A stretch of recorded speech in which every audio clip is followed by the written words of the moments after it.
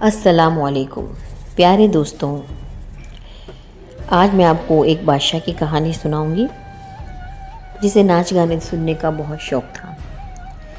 ایک بادشاہ دن رات ناچ گانے میں مگن رہتا تھا۔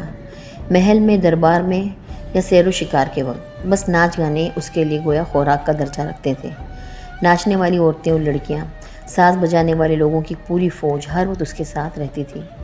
اس وجہ سے سلطنت کے کاموں میں زیادہ تر وہ توجہ نہیں دیتا تھا اور سب کام وزیر نے سنبھال کے رکھا تھا، اور وہ اس کے ماتحت بس اسے روزانہ کسی بھی وقت جب بھی کبھی خود بادشاہ طلب کرتا کام کی رپورٹ دے دیتے۔ وزیر اعظم نے تمام وزیروں کو سمجھا رکھا تھا کہ بادشاہ کی ناچ گانے کی مصروفیت میں بالکل دخل نہ دیں، صرف اپنا کام جاری رکھیں تاکہ بادشاہ کو بھی شکایت نہ ہو، اس کی تفریح بھی خراب نہ ہو اور سلطنت کا کام بھی جاری رہے۔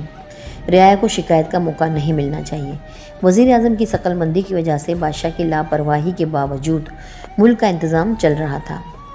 ایک دن یوں ہوا، بادشاہ سیر و شکار کے لیے نکلا۔ حسب معمول اس کے ساتھ ناچ گانے والی عورتیں اور لڑکیاں، سازندوں کی فوج بھی چلی۔ بادشاہ دور اندر جنگل کی طرف چلا گیا۔ وہ اکیلا تو نہیں تھا، اس کے ساتھ اس کے محافظ اور خدمتگار اور لشکر بھی تو تھا۔ صبح سے سپہر تک شکار ہوتا رہا۔ سپہر کو کھانے کے بعد بادشاہ نے آرام کرنے کا ارادہ کیا۔ شاہی خیمہ بالکل تیار ہی تھا، وہ اندر جا کر گہری نیند سو گیا۔ اس وجہ سے سب نے گانا بجانا بند کر دیا، آپس میں زور زور سے باتیں کرنا بھی بند کر دی، اور شاہی محافظوں کے سوا سب لوگ شاہی خیمے سے دور چلے گئے کہ کہیں ان کی آوازوں سے بادشاہ کی نیند خراب نہ ہو جائے۔ کچھ لوگ گھومتے گھومتے دور نکل گئے۔ وہاں انہوں نے ایک نیک بندے کو عبادت میں گم پایا، تو وہ اس کی زیارت کے لیے اس کے پاس پہنچے اور اسے سلام کیا۔ نیک بندے نے جواب دیا۔ ان لوگوں نے اس اللہ والے سے کچھ نصیحتیں حاصل کرنے کی درخواست کی۔ اس نیک بندے نے انہیں گانا چھوڑ دینے اور سیدھے راستے پر چلنے کی نصیحت کی۔ اس پر سب نے ہی نیک بندے کے ہاتھ پر ناچ گانے سے توبہ کی اور سیدھے راستے پر چلنے کا نہ صرف وعدہ کر لیا بلکہ اپنے دوسرے ساتھیوں کو بھی اس راستے پر لانے کی یقین دہانی کروا دی۔ اللہ والے نے ان سب کے لیے دعا کی۔ یہ لوگ لوٹ کر آئے، اپنے ساتھیوں کو سب ماجرا سنایا، انہوں نے بھی توبہ کی۔ اب بادشاہ نیند سے بیدار ہوا تو اسے غیر معمولی خاموشی کا اندازہ ہوا۔ کیا مرد، کیا عورتیں، سب چپ سادھے بیٹھے تھے۔ بادشاہ پہلے بہت حیران ہوا، پھر غصہ ہوا۔ تم لوگ کیوں چپ سادھے بیٹھے ہو؟ ہم جاگ گئے ہیں، تم لوگ ایسے خاموش ہو جیسے سب کے سب مر گئے ہیں۔ چلو اب شام ہو رہی ہے، شام کا راگ بجاؤ۔ ناچنے والی عورتیں، لڑکیاں کہاں گئیں؟ وہ اپنا ناچ شروع کریں، ہم یہ سب دیکھنا چاہتے ہیں۔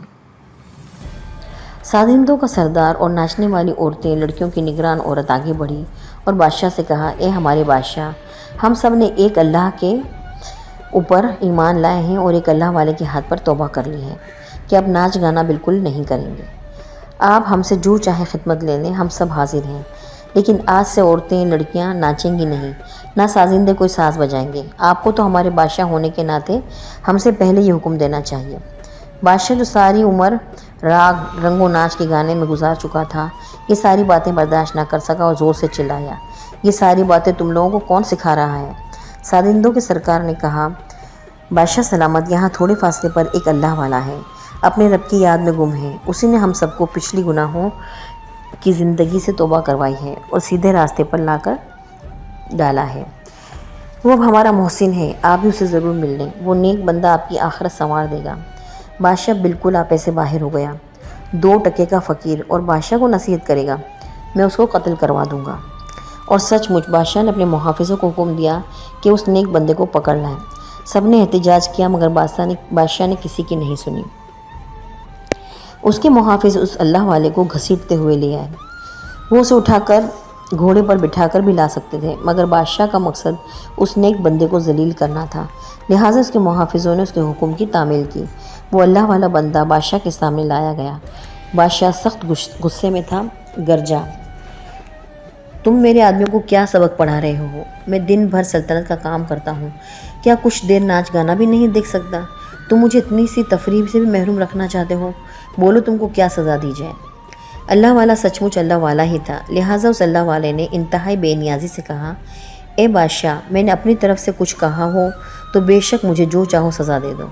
اگر میں نے اللہ تبارک و تعالیٰ اور اس کے رسول صلی اللہ علیہ وسلم کے حکم پر تمہارے آدمیوں کو ناچ گانے سے توبہ کروائی ہے تو تم کو مجھے کچھ کہنے کا حق بھی نہیں ہے، کیونکہ میں نے صرف اللہ تبارک و تعالیٰ اور اس کے رسول کے احکام کی تعمیل کی ہے۔ بادشاہ اور بھی تیش میں آ گیا۔ اس نے اس نیک بندے کو قتل کرنے کے لیے جلاد کو طلب کیا، مگر ہوا یہ کہ جیسے ہی اس نے نیک بندے کو قتل کرنے کے لیے میدان میں لایا گیا اور بادشاہ بھی وہیں آ کر کھڑا ہو گیا کہ اپنے حکم کی تعمیل اپنے سامنے کروائے، عین اسی وقت زمین پھٹی اور وہ ظالم بادشاہ اس خوفناک گڑھے میں جا گرا۔ اس کے ساتھ ہی زمین کا شگاف پر ہو گیا۔ وہ گڑھا اس ظالم اور باطن بادشاہ کی انتہائی عبرتناک قبر بن گیا۔ یہ دیکھ کر جلاد تک توبہ توبہ کرتا وہاں سے بھاگا۔